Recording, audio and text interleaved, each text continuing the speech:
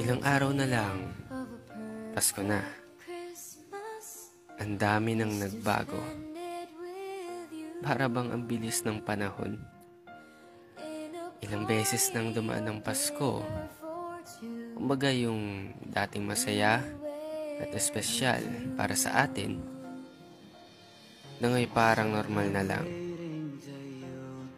Parang normal na araw na lang. Kasi tumatanda na ang panahon. At kasabay noon ay umeedad na rin tayo.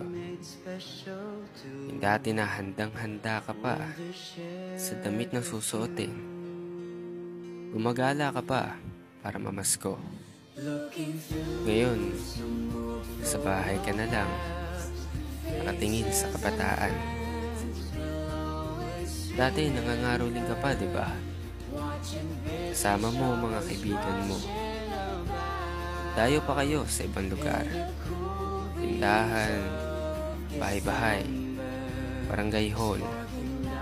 Makaipon lang ng maraming pera. Ngayon, nasaan ka? Nakaupo, nakatingin na lang sa kanila. Oo, masaya pa rin ang Pasko. Pero hindi nakagaya noon. Dahil tumatanda na tayo. I can think of a better Christmas than my wish coming true.